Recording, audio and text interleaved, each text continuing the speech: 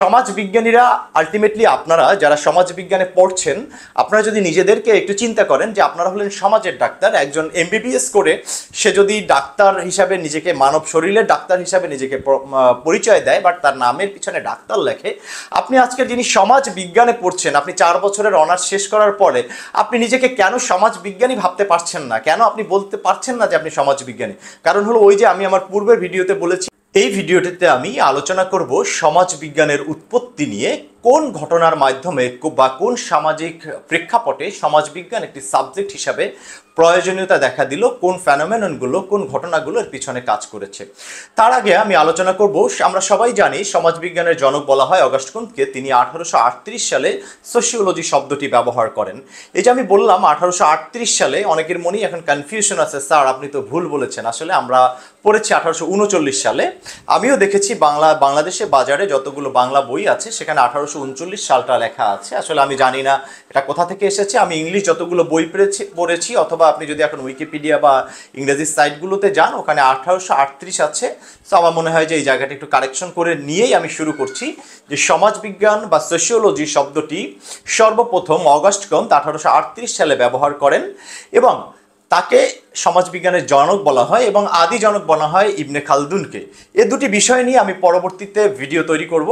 আজকের আমাদের মূল ফোকাস যে কোন ঐতিহাসিক ঘটনাবলীর কারণে সমাজবিজ্ঞানকে আমরা একটা সাবজেক্ট হিসাবে পেয়েছি, সেটা যদি আমরা দেখতে যাই, আমরা দেখব যে 19th সেঞ্চুরিতে সমাজের যে সিগনিফিক্যান্ট কিছু চেঞ্জ এসেছিল, যেই উল্লেখযোগ্য পরিবর্তন, সেই পরিবর্তনগুলোর কারণেই আমরা আসলে সমাজবিজ্ঞান নামে একটা সাবজেক্টের প্রয়োজনীয়তা অনুভব করি বা সমাজবিজ্ঞানকে সাবজেক্ট হিসাবে পাই।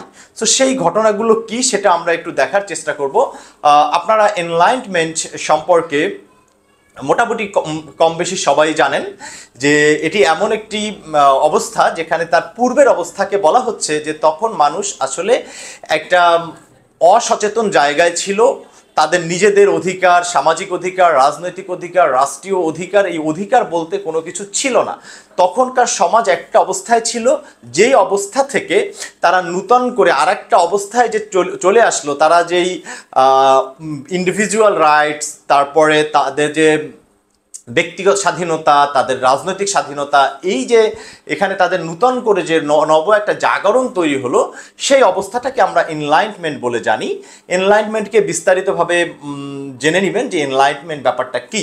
আমি যদি খুব সংক্ষেপে বলি যে এনলাইটমেন্টের আগে সমাজের অবস্থা ছিল যে রাজা বা যিনি সমাজকে পরিচালনা করেন তাকে ধারণা করা হতো যে তিনি ঈশ্বর কর্তৃক নির্ধারিত, জনগণের কোনো অধিকার নাই তাকে পরিবর্তন করার, এবং রাজার হাতকে ধরা হতো ঈশ্বরের হাত, বা চার্চ কর্তৃক আসলে সমাজটাকে নিয়ন্ত্রণ করা হতো। আমরা ইউরোপিয়ান সমাজের কথাই বলছি নিশ্চয়ই। সো ওই যে সমাজের মানুষ তারা ভাবতো যে রাজা কখনো অন্যায় করতে পারে না, রাজা যাই করছেন সবই রাইট করছেন, এবং তাদের ব্যক্তি স্বাধীনতা বা ব্যক্তি অধিকার বলতে সেলফ কনসিয়াসনেস এরকম কোনো কিছু সেই সমাজে ছিল না। সো এনলাইটমেন্ট পিরিয়ডে কিছু বুদ্ধিজীবী বলতে পারেন, দার্শনিক বলতে পারেন, হবস, লক্স, রুশো, তারা বিভিন্নভাবে এই মানুষের ভিতরে একটা সচেতনতা তৈরি করে এবং তারা এটা বোঝাতে চেষ্টা করে যে আমাদের ব্যক্তিগত একটা অধিকার আছে, ব্যক্তি স্বাধীনতা আছে। আমরা চাইলে আমাদের রাজাকে, আমাদের ভাগ্যকে, আমাদের অর্থনৈতিক অবস্থাকে আমরা চাইলে আমরা পরিবর্তন করতে পারি। এই যে জাগরণটা, সেটাকে আমরা সংক্ষেপে এনলাইটমেন্ট বলে বুঝে নিতে পারি। এই যে এনলাইটমেন্ট সমাজে একটা সচেতনতা তৈরি হয়, তারপরে ইউরোপে ঘটে যায় বড় একটি ঘটনা, যেই ঘটনার পিছনে আপনি ফ্রান্স রেভলিউশন বা ফ্রান্স বিপ্লবটাকে আপনি বলতে পারেন যে পলিটিক্যাল একটা চেঞ্জ হয়। এই যে মানুষের ভিতরে ব্যক্তি অধিকার, রাজনৈতিক অধিকার প্রতিষ্ঠা হয়, এটার পরিবর্তে ফ্রান্স রেভলিউশন হয় বা ফরাসি বিপ্লব হয়। এই ফরাসি বিপ্লবের ফলে যে ওই যে রাজার যে একচ্ছত্র আধিপত্য সেটা ভেঙে যায়, যে সমাজে ব্যক্তি অধিকার প্রতিষ্ঠা হয় এবং সমাজে জ্ঞান বিজ্ঞানের ভিত্তিতে মানুষ সকল কিছুতে সায়েন্টিফিক যে একটা চিন্তা, এই যে বৈজ্ঞানিক একটা চিন্তা, সেটা করার শুরু করে, এবং অর্থনীতিতে ব্যক্তি অধিকারের প্রতিষ্ঠা হয়। এই যে ব্যক্তি অধিকার প্রতিষ্ঠা হয়, একই টাইমে অবশ্য প্রতিষ্ঠান ইথিক্সেরও কিছু ভূমিকা আছে। ওই ডিউরিং দ্য সেম টাইম খ্রিস্টানের ধর্মের ভিতরে প্রোটেস্ট্যান্ট ইথিক্স নামে আর একটা যে তাদের ধর্মীয় মতবাদ তৈরি হয়। এই সবগুলো ঘটনা মিলে এনলাইটমেন্ট তারপরে ফরাসি বিপ্লব, সমাজে একটা বিশাল পরিবর্তন তৈরি হয়। এই পরিবর্তনের ফলে ওই সময় আমরা জানি যে প্রথম শিল্প বিপ্লবটা ঘটে। এই যে শিল্প বিপ্লব ঘটে তার পিছনে এনলাইটমেন্ট, তার আগেও যদি আমরা চলে যাই রেনেসাস, এনলাইটমেন্ট, ফরাসি বিপ্লব, ব্যক্তি স্বাধীনতা, প্রোটেস্ট্যান্ট ইথিক্স, এই অনেকগুলো সামাজিক পরিবর্তনের কারণে মানুষের হাতে অর্থনৈতিক সচ্ছলতা আসে এবং যে spirit of the Protestant ethics, the spirit of capitalism, এই যে ইন্ডাস্ট্রিয়াল রেভলিউশনের পিছনে সেই প্রোটেস্ট্যান্ট ইথিক্সটাও কাজ করে। তো এই যে ইন্ডাস্ট্রিয়াল রেভলিউশন হয়, ইউরোপে যে শিল্প বিপ্লবটা হয়, এই শিল্প বিপ্লবের ফলে সেখানে কি হয়, যখন একটা কৃষিভিত্তিক সমাজ থেকে একটা শিল্পভিত্তিক সমাজে শিফট করা শুরু করলো, তখন সমাজের যে প্যাটার্ন, আমরা আমাদের প্রথম ভিডিওতে বলেছি যে আমরা সোশ্যাল স্ট্রাকচারটাকে বুঝতে চাই, সেই সোশ্যাল স্ট্রাকচারটাকে যখন সমাজবিজ্ঞান বুঝতে চায়, আপনি সেটা বুঝতে গেলে আপনি যে কার্ল মার্কসের সমাজ কাঠামো সেটা যদি বুঝতে চান, যে সমাজ কাঠামো যখন পরিবর্তন হয়, যখন উৎপাদন পদ্ধতির পরিবর্তন হয়, তখন বেসিক স্ট্রাকচারটা পরিবর্তন হয়, তার সাথে সাথে সুপার স্ট্রাকচারটা পরিবর্তন হয়। তো এই যে বেসিক স্ট্রাকচার সমাজ কাঠামো বললাম, এটা যদি আপনি না বুঝে থাকেন, আমার সমাজ কাঠামো নিয়ে ভিডিও আছে, সেটি দেখবেন। এবং আমি এখন যে কথাবার্তা বলছি, আমাদের পূর্বের একটা ভিডিও আছে সমাজ বিজ্ঞান কাকে বলে, সেটাকে দেখে যদি এটা দেখেন তাহলে সুবিধা হবে আপনার বোঝার জন্য। ফিরে আসে এই টপিকে। সো ওই যে সমাজ কাঠামোর পরিবর্তন আসলো, যে উৎপাদন পদ্ধতিতে পরিবর্তন আসলো, যে একটা কৃষিভিত্তিক সমাজ থেকে, সামন্তবাদী সমাজ থেকে আমরা যে শিল্প কেন্দ্রিক একটা সমাজে চলে আসলাম, তখন গ্রাম থেকে মানুষ এই ইন্ডাস্ট্রিগুলোতে কাজ করার জন্য যখন আসলো, তখন কিন্তু তার সমাজ কাঠামোটায় পরিবর্তন আসে। এই পরিবর্তনটা কিভাবে হয়? আরবানাইজেশন হয়, নগরায়ন হয়, মানুষ, গ্রামের মানুষ শহরে আসে, তখন শহর হয়নি, শহর হওয়া শুরু করছে, মানে ইন্ডাস্ট্রি বেস আরবান বা নগর গড়ে ওঠা শুরু করছে। সো এই আরবানাইজেশনের ফলে তখন সমাজে একটা পরিবর্তন দেখা যায়। এবং কি কি পরিবর্তন হয়? এই যে নগরায়নের ফলে আমরা এখন দেখছি অনেক ধরনের সমস্যা, সেটা তখন থেকে শুরু হয় যে বাস্তুচ্যুত মানুষের আগমন হয়, গ্রাম থেকে যারা আসে তারা ওখানে থাকার জায়গার সংকটে পড়ে, বস্তির তৈরি হয়। তারপরে যারা আসে সবাই তো আর কাজ পায় না, তাদের মধ্যে চুরি, ছিনতাই বা একটা নূতন সমাজ গঠন হওয়ার পরে অনেক ধরনের সামাজিক সমস্যা তৈরি হয়। হ্যাঁ, এই সামাজিক সমস্যাগুলোকে সমাধান করার জন্য ওই সময় সামাজিক বিজ্ঞানের যে সকল ব্রাঞ্চ এক্সিস্টিং ছিল, তারা এগুলোকে সমাধান করার চেষ্টা করে। কারণ আপনি দেখবেন যে ইকোনমিক্স অর্থনৈতিক প্রতিষ্ঠান নিয়ে কাজ করে, মনোবিজ্ঞান ব্যক্তিকে অধ্যয়ন করে, পলিটিক্যাল সায়েন্স রাজনৈতিক অবস্থাকে নিয়ে কাজ করে। কিন্তু পুরো সমাজের যে সমাজ কাঠামোটার একটা পরিবর্তন ঘটলো, এটাকে আর আলাদা আলাদা অধ্যয়ন করার সুযোগ নাই। কারণ আলাদা আলাদা অধ্যয়ন করলে, আপনি ধরেন আপনার কিডনিতে ডিজিজ হয়েছে, শুধু একজন কিডনি বিশেষজ্ঞ আপনার কিডনিতে যদি ঔষধ দেয় এবং সে যদি আপনার শরীরে ডায়াবেটিস আছে কিনা সেটা যদি না জেনে শুধু কিডনির মেডিসিন দিতে থাকে, আপনার ডায়াবেটিক বেড়ে আপনার অন্য কোনো ডিজিজ হতে পারে। সো এইরকম একটা অবস্থা দেখা গেল যে তখন যেই এক্সিস্টিং যেই সাবজেক্টগুলো আছে সেটা দিয়ে ওই সমাজের রোগটা সারিয়ে তোলার চেষ্টা করা হলো।